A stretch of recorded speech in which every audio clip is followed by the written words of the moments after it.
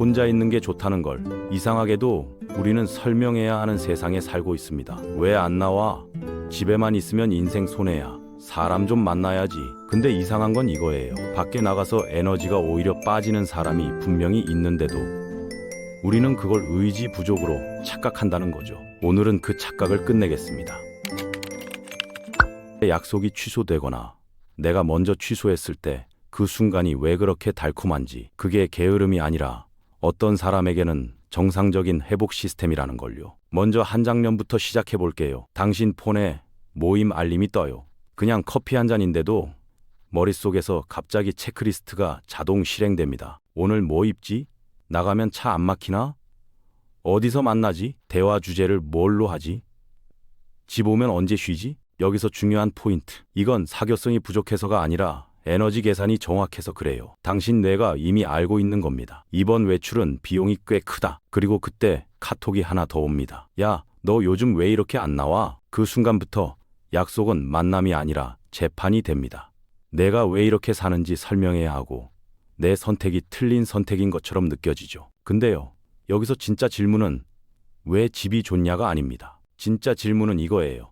왜 어떤 사람은 사람을 만나면 충전되고 어떤 사람은 사람을 만나면 방전되는가? 이걸 이해하려면 우리는 인간을 성격이 아니라 에너지 예산으로 봐야 합니다. 하루에 쓸 수 있는 체력이 다르듯 하루에 쓸 수 있는 사회적 에너지도 다릅니다. 어떤 사람은 하루 예산이 100이에요. 회사에서 60 써도 저녁에 모임 가서 30 쓰고 집 와서 10 남습니다. 오늘 알차다. 이 느낌. 근데 어떤 사람은 하루 예산이 60인 거예요. 회사에서 이미 55가 나가요. 회의, 눈치, 말투 조절, 분위기 맞추기. 거기서 이미 거의 끝입니다. 이 상태에서 가볍게 한 잔이 들어오면 어떻게 되냐면 가벼운 게 아니라 마이너스 통장이 됩니다. 당장은 웃고 버텨도 다음날 몸과 마음이 이자를 갚아요. 그래서 집이 좋은 이유 첫 번째. 집은 돈이 아니라 예산을 회복시키는 ATM이에요.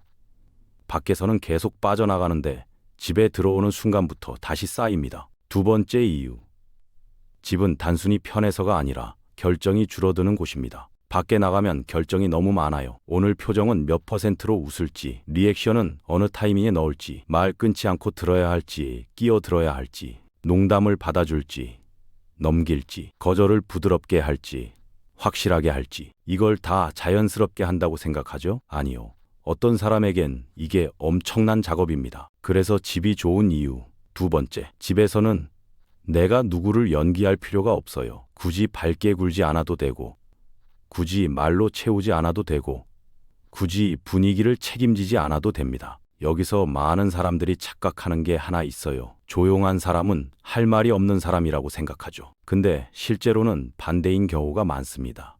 할 말이 없는 게 아니라 할 말을 고르는 기준이 까다로운 거예요. 말을 던지는 대신 머릿속에서 한 번 더 정리하고 내보내는 타입. 그래서 말수가 적어도 한 번 말하면 무게가 생깁니다. 세 번째 이유는 조금 더 깊어요. 집을 좋아하는 사람들은 자주 자극에 민감합니다. 소리, 빛, 사람의 흐름, 갑자기 바뀌는 분위기, 예측 못한 질문, 갑자기 높아지는 텐션. 이런 것들이 다른 사람보다 더 크게 들어와요. 마치 세상이 고해상도로 들어오는 느낌. 남들은 그냥 배경음으로 지나가는 소음이 내 귀에는 앞으로 튀어나와서 마음을 긁는 것처럼 느껴질 때가 있죠. 그래서 밖에 나가면 재밌다보다 피곤하다가 먼저 옵니다. 이건 우울도 아니고 결함도 아니에요. 그냥 입력값이 큰 사람입니다. 집은 뭐가 다르냐면 입력값을 내가 조절할 수 있어요. 조명 낮추고 소리 줄이고 온도 맞추고 내 속도로 움직일 수 있습니다. 내가 세상을 통제하려는 게 아니라 나를 지키기 위해 세팅을 맞추는 것뿐이에요. 여기서 아주 중요한 포인트 하나. 혼자 있는 걸 좋아한다고 해서 모든 혼자가 같은 건 아닙니다. 혼자 있는 시간을 좋아하는 사람들 중엔 크게 두 종류가 있어요. 첫 번째는 혼자가 더 잘 되는 사람.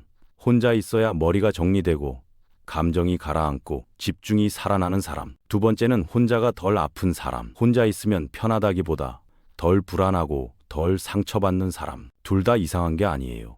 근데 둘은 방향이 달라요. 전자는 회복이고 후자는 보호입니다. 보호가 필요할 수도 있습니다. 살면서 누구나 한 번쯤 사람에게 지치고 상처받고 마음이 움츠러들거든요. 다만 이걸 구분하면 인생이 달라집니다. 내가 지금 혼자 있는 게 나를 살리는 고요인지 아니면 세상을 피하는 안전지대인지. 그래서 여기서 짧게 체크 한번 해볼게요. 딱 세 질문만. 혼자 있는 시간이 끝나면 에너지가 조금이라도 올라오나요? 마음 편한 사람 한두 명은 떠오르나요? 연락할 수 있는 사람. 나중에 컨디션이 좋으면 사람을 만나는 상상을 할 수 있나요? 세 개 중에 1번이 예면, 건강한 회복 가능성이 높고 2번, 3번이 전부 아니오로 가면 마이너스. 지금은 회복이 아니라 회피가 섞여 있을 수 있어요. 이걸 인정한다고 큰일 나는 게 아닙니다. 오히려 인정하면 길이 생겨요. 내가 고장났나 해서 내가 지쳐있구나로 바뀌거든요. 자, 이제 집순이, 집돌이들이 숨겨서 사는 강점을 이야기해 볼게요. 이거 되게 중요합니다. 왜냐하면 세상이 당신에게는 자꾸 단점이라고 말하니까요. 첫 번째 강점, 깊은 몰입. 집이 편한 사람들은 혼자서 오래 붙잡는 능력이 강한 경우가 많아요. 그게 공부든 일이든 취미든 생각이든. 대부분의 사람들은 자극이 없으면 불안해합니다. 그래서 계속 새로 고침하고 연락하고 움직이고 바쁘게 만들죠. 근데 어떤 사람은 자극이 없을 때 오히려 집중이 열립니다. 이건 엄청난 재능이에요. 요즘 같은 시대에 진짜 희귀합니다. 지속 집중은 돈이고 힘이고 성과거든요. 두 번째 강점, 관계의 밀도. 집을 좋아하는 사람들은 관계 수는 적어도 관계의 깊이가 높습니다. 많이 만나서 친한 게 아니라 한번 마음 열면 오래 갑니다. 그래서 당신이 조용하다고 해서 당신이 차가운 게 아닙니다. 당신은 그냥 신중한 따뜻함을 가진 거예요. 세 번째 강점, 감정의 해석 능력. 혼자 있는 시간이 편한 사람들은 감정을 그냥 지나치지 않아요. 왜 이 말이 거슬렸지? 왜 이 상황이 불편했지? 이걸 혼자 있을 때 정리합니다. 그래서 결과적으로 인간관계에서 폭발이 덜합니다. 감정을 쌓아두지 않고 정리하고 이해하고 다음을 선택하거든요. 그럼 현실적으로 우리는 어떻게 살아야 할까요? 집이 좋다고 해서 세상과 완전히 끊고 살 수는 없잖아요. 직장도 있고 사람도 있고 가끔은 나가야 합니다. 여기서 중요한 건 성격을 바꾸는 것이 아니라 운영 방식을 바꾸는 것입니다. 내가 추천하는 방식은 210 규칙이에요. 두 사람을 많이 만나는 날이 있으면 하나, 그 전날이나 다음날 중 하루는 회복일로 확보하고 0회복일에는 약속 0개로 비워둔다. 이게 별것 아닌 것 같죠? 근데 이 한 가지가 집순이, 집돌이 인생을 살립니다.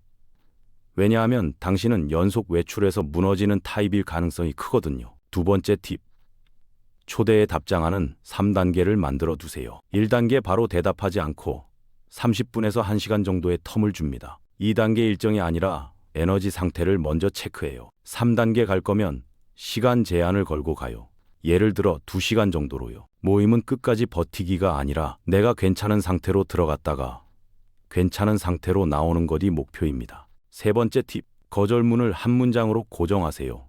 길게 설명하면 죄책감이 커집니다. 짧게 말해야 마음이 덜 흔들려요. 예를 들면 이런 식입니다. 오늘은 회복이 필요해서 쉬어갈게. 다음엔 내가 먼저 연락할게. 이번 주는 에너지가 바닥이라 다음에 컨디션 좋을 때 보자. 이 정도면 충분합니다. 네 번째 팁, 집에서 진짜로 충전하려면 회복 루틴이 필요합니다. 집에 있는데도 계속 피곤한 사람이 있어요. 그건 집이 아니라 집에서도 계속 자극을 먹고 있기 때문입니다. 스크롤, 쇼츠, 알림, 비교, 과부하. 집이 회복이 되려면 최소한 한 가지는 해주세요. 자극을 끊는 시간을 하루에 20분만 만들어도 됩니다. 조용히 앉아서 샤워하면요, 산책하면서 음악만 틀어놓고 그 20분이 뇌를 다시 정렬합니다. 이제 마지막으로 당신이 진짜 듣고 싶었던 말을 해줄게요. 집에 있는 게 편한 사람들은요, 세상에서 덜 사는 사람이 아닙니다. 그들은 방식이 다를 뿐이에요. 큰 소리로 존재감을 만드는 대신 조용히 자기 안을 단단하게 만드는 사람들입니다. 그리고 세상은 점점 그런 사람들을 필요로 합니다. 반응 속도가 빠른 사람만이 아니라 생각이 깊은 사람, 자기 감정을 정리할 줄 아는 사람, 혼자서도 무너지지 않는 사람. 그러니까 누가 또 묻거든요. 너 왜 맨날 집에 있어? 왜 약속을 그렇게 취소해? 이번엔 이렇게 말해보세요. 내가 회복하는 방식이 그거야. 이건 변명이 아니라 운영의 선언입니다. 집은 당신이 숨는 곳이 아니라 당신이 다시 살아나는 곳일 수 있어요. 당신이 집에서 편해지는 그 순간, 그건 인생을 포기한 신호가 아니라 인생을 유지하는 기술일지도 모릅니다.